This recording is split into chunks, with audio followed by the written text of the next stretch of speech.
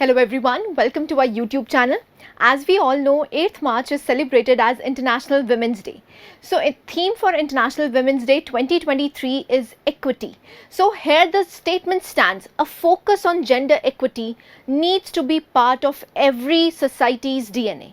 So we will talk about equality, what is equality, what is the difference between equity and India का क्या status रहा है अगर हम women empowerment की बात करते हैं. So let's start the session. आज का session will be dedicated to women. So 2023 अगर हम theme के बारे में बात करते हैं तो it is embrace equity और hashtag embrace equity. So यहाँ पर major question उठता है what is the difference between equality and equity. अगर हम अपने polity की बात करते हैं so आपके यहाँ पर fundamental rights में दे रखा है right to equality, but here we are talking about equity. So what is the difference between equity and equality? अब देखिए यहाँ पर आपको एक picture दिखेगी जहाँ से आप properly समझ पाएंगे what is the difference between equity and equality. Now here the statement is equity isn't just a nice to have, it's a must have. A focus on gender equity needs to be part of every society's DNA. So यहाँ पर ये कहा गया है कि अगर हम gender equity की बात करते हैं तो ये must have है, ऐसा नहीं है कि होना चाहिए, ये यहाँ पर कंपल्शन है कि आपको यहाँ पर जेंडर इक्विटी देनी ही देनी है. So the question arises what is equity. सो हम यहाँ पर पार्ट देखते हैं. अगर आप इस पिक्चर को ध्यान से देखिए, the difference between equality and equity is this. देखिए इक्वालिटी का मतलब होता है, सपोजेडली यहाँ पर आपको देखने को मिल रहा है एक लंबा इंसान है, एक छोटा इंसान है, राइट.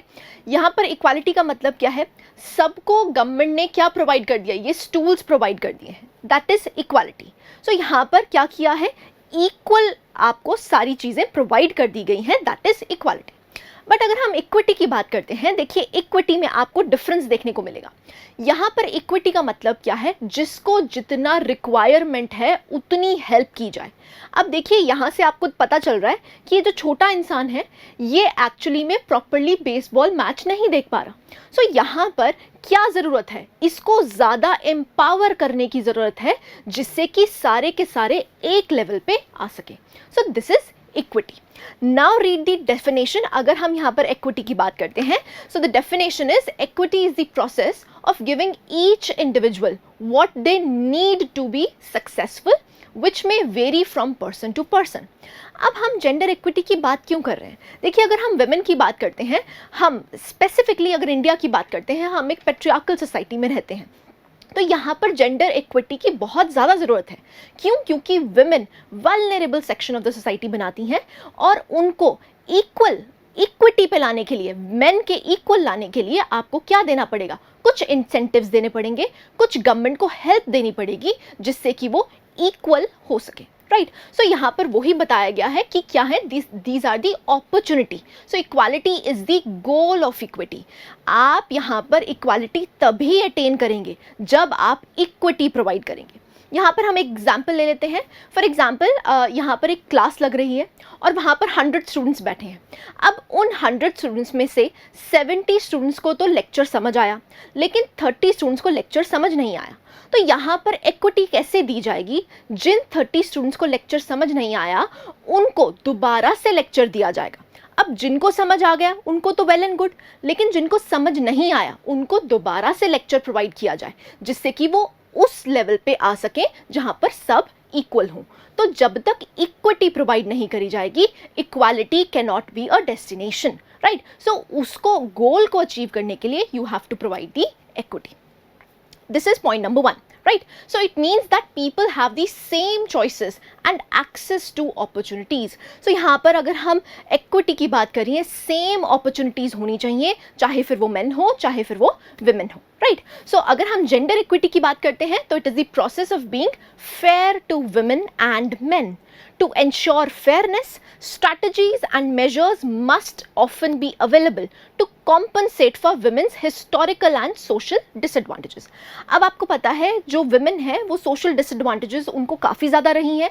अगर हम historical perspective भी देखते हैं तो यहाँ पर भी आपको women disadvantages group में देखने को मिलती हैं, तभी हम इनको कहते हैं they are the vulnerable section of the society, right? So यहाँ पर पॉजिटिव डिस्क्रिमिनेशन करके गवर्नमेंट ने भी बहुत सारे स्टेप्स लिए हैं जिससे कि हम इक्वालिटी को अटेन कर पाएं, right. So that is the major difference between equity and equality. So theme क्या रही है? That is embrace equity. I hope अब आपको क्लैरिटी होगी, right. So let's move further. अगर हम हिस्टोरिकल पर्सपेक्टिव की बात करते हैं इंटरनेशनल वुमेन्स डे की, सो हम देख सकते हैं it was in 1945 that the charter of the UN became the first international agreements to affirm the principle of equality between women and men. But it was only on 8th March during International Women's Year in 1975 that the UN celebrated its first official International Women's Day. अब आपको ये याद रखना है कि अगर हम international women's day की बात करते हैं तो पहली बार कब बनाया गया था? सो दैट इज 1975. सो यहाँ पर आपको एक हिस्टोरिकल पर्सपेक्टिव देखने को मिलता है। जब यूएन का चार्टर डिफाइन हुआ था तो वहाँ पर इक्वालिटी की बात की गई थी, लेकिन इंटरनेशनल वुमेन डे जब 1975 में बनाया गया तो वहाँ से आपको देखने को मिलता है every year 8th March is celebrated as international women's day, right. अब हम स्पेसिफिक आते हैं, अगर हम इंडिया की बात करते हैं। देखिए यहाँ पर आपको एक डायग्राम देखने को मिलेगा जहाँ पर हम कह सकते हैं कि अगर आप विमेन या फिर गर्ल्स में इन्वेस्ट करते हैं तो आपको रिपल इफेक्ट देखने को मिलता है। देखिए रिपल इफेक्ट का मतलब क्या है? Supposedly you will educate a girl child, उसके बाद क्या होगा कि जो अगर उसकी आगे फैमिली एक्सपैंड होगी तो वहाँ पर भी एजुकेशन के आपको रूट्स देखने को मिलेंगे। सो यहाँ पर क्या है, अगर आप एजुकेट करोगे गर्ल्स को तो वो एक ripple effect on the society आपको देखने को मिलेगा।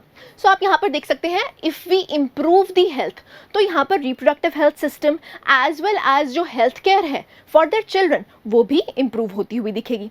नेक्स्ट अगर हम बात करते हैं स्ट्रेंथन इकोनॉमीज। अब देखिए अगर हम यहाँ पर डेटा की बात करते हैं, सो more than when 10% more girls go to school, a country's GDP increases by an average of 3%. So you can see the ripple effect. अगर आप 10% विमेन को एजुकेट करेंगे वो जीडीपी में कितना कंट्रीब्यूट करेंगी? 3% का इंक्रीज आपको देखने को मिलेगा and that is a huge number, right. So यहाँ पर अगेन इंपॉर्टेंट हो जाता है अगर हम उनको बेसिक अमेनिटीज भी प्रोवाइड की जाएंगी तो भी आपको यहाँ पर इकोनॉमी स्ट्रेंथन होती हुई दिखेगी, right. Again data becomes important, जहां पर भी आपको विमेन रिलेटेड इश्यूज देखने को मिलेंगे वहां पर आप ये डेटा को ऐड कर सकते हैं। Then next, create sustainable nations. देखिए यहाँ पर कहा गया है growing evidence shows that corporations led by women, जो भी corporations which are led by women, they are more focused on sustainability. अब देखिए हमारा गोल क्या है? सस्टेनेबल डेवलपमेंट का गोल है। अब ये गोल को अचीव करने के लिए ये देखा गया है कि जो भी women led organizations हैं वहाँ पर आपको सस्टेनेबिलिटी देखने को मिलती है, राइट। नेक्स्ट आता है that is benefits the family. So girls and women spend 90% of there earned income on their families. अब यहाँ पर आपको प्रोपोर्शन देखने को मिलता है। देखिए अगर मेन और वुमेन की हम डिफरेंस देखते हैं, अगर कोई वुमेन अर्न कर रही है तो उसकी 90% जो भी सैलरी आ रही है वो किस पे स्पेंड करती है? फैमिली पे स्पेंड करती है। तो ऑब्वियस सी बात है उनकी जो फैमिलीज है वो प्रॉस्पर करेंगी, जो उनके बच्चे हैं वो एजुकेट प्रॉपरली हो पाएंगे and so on. It will eventually lead to what? A strengthened economy, right. So यहाँ पर आपको परसेंटेजेस देखने को मिल रही हैं। अगर हम मेन की बात करते हैं they spend only 30 to 40% on family. On the other hand if women are earning they spend about 90% of their earning. That is a huge number. Next, increase productivity. So eliminating barriers to employment for girls and women could raise labor productivity by 25%. So आप देख सकते हैं अगर हम ये barriers को remove कर देंगे और women की participation labor force में अगर participation increase करेंगे तो आप देख सकते हैं जो productivity है वो 25% तक raise हो सकती है and that is again a huge number which will eventually lead to strengthening of our economy. Right. Next आता है that is closing the gender gap. अब अगर आप जेंडर गैप को क्लोज करेंगे तो उसकी वजह से आपको इन्हांसमेंट देखने को मिलेगी हर सेक्टर में, चाहे फिर वो प्राइमरी हो, सेकेंडरी हो, टर्शरी हो. Right. So this is invest in girls and womens the ripple effect. So यहाँ पर आपको रिपल इफेक्ट देखने को मिलता है. राइट. सो अब हम देखते हैं अगर हम स्पेसिफिक इंडिया के बारे में बात करते हैं, what are the areas where women have done exceptionally well. So यहाँ पर आप कोट कर सकते हैं कुछ एग्जांपल्स जो भी आपको याद हों.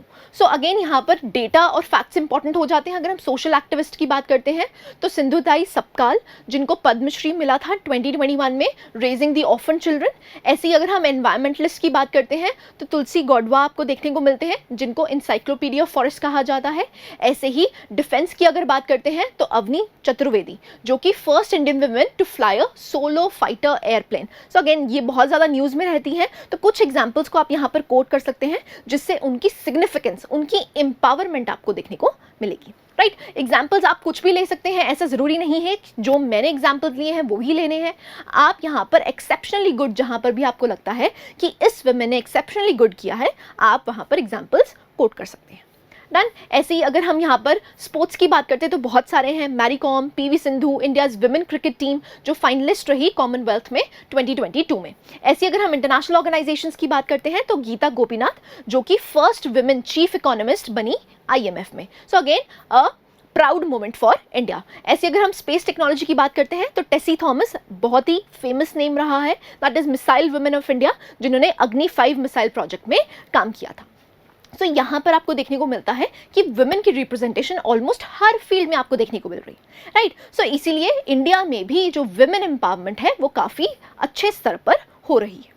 राइट, ऐसे ही अगर हम बात करते हैं, देखिए कंसर्न्स भी होंगे, ऑब्वियस ही बात है।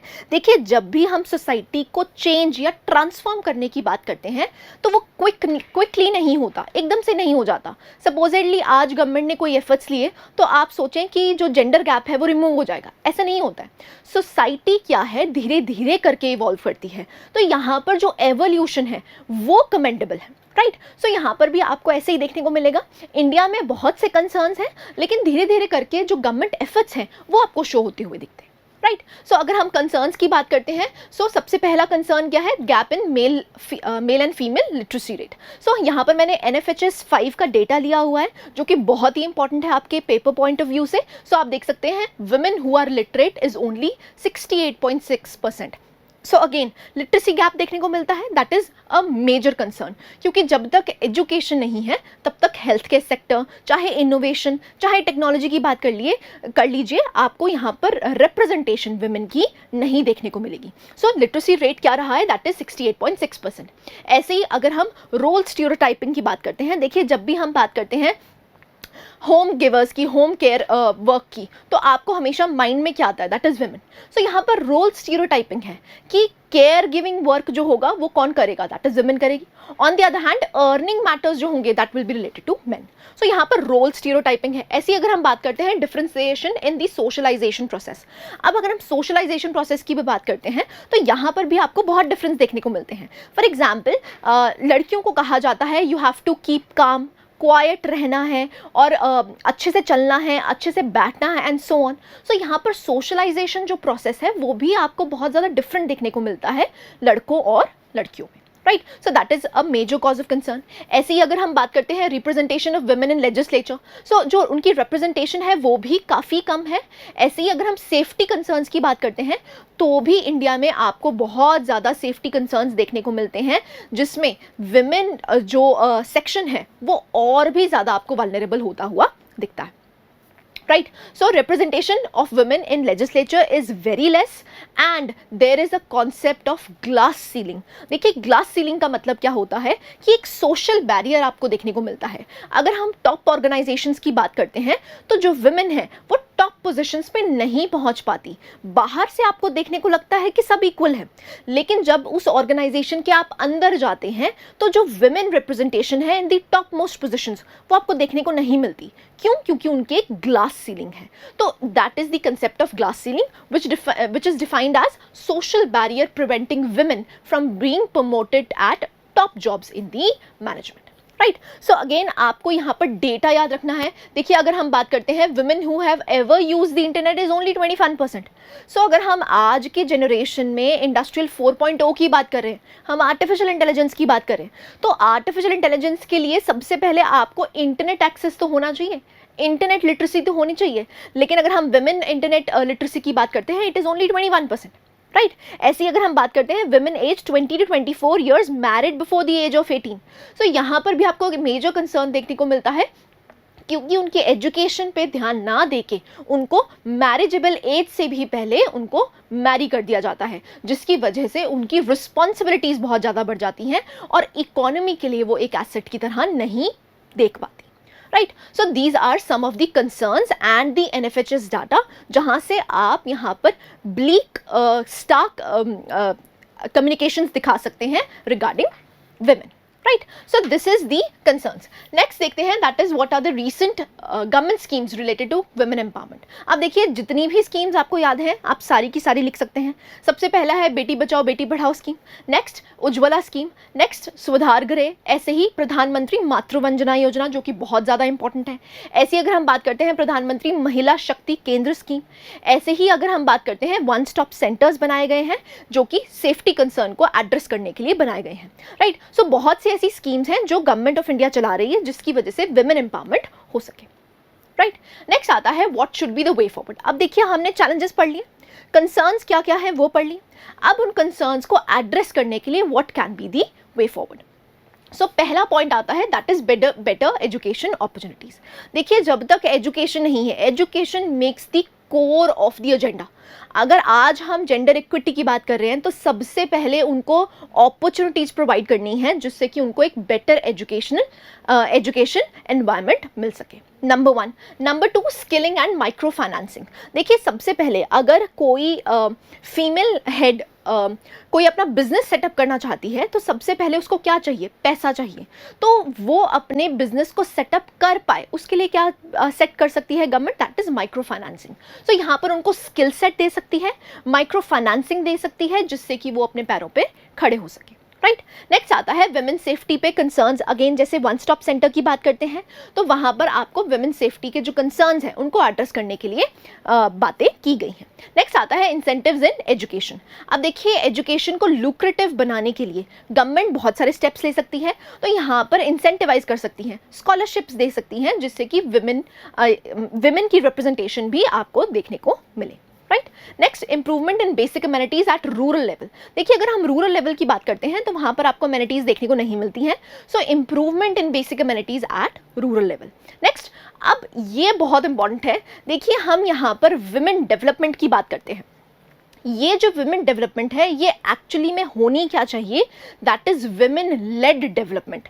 देखिए अगर हम विमेन डेवलपमेंट की बात करते हैं that should be transform to women led development. इसका मतलब क्या है, डेवलपमेंट किसके थ्रू हो, विमेन के थ्रू हो. तो यहाँ पर क्या है, कोर एजेंडा क्या बन जाता है, विमेन को एम्पावर करने का. अब एम्पावरमेंट हर डायमेंशन से, चाहे फिर वो एजुकेशनली हो, चाहे स्किल सेट बढ़ाना हो, चाहे फाइनेंशियली हो, चाहे पॉलिटिकली हो, तो यहाँ पर जो रिप्रेजेंटेशन ऑफ वुमेन है that is very very important, right. So this was the way forward जिससे कि हम वुमेन एम्पावरमेंट को बढ़ा सकते हैं, right. So this was the holistic topic जहाँ पर हमने इंटरनेशनल वुमेन्स डे की थीम पढ़ी और उससे रिगार्डिंग जो भी इश्यूज हैं, जो भी वे फॉरवर्ड हो सकता है उसको भी केटर किया. I hope you like this session. Thank you very much.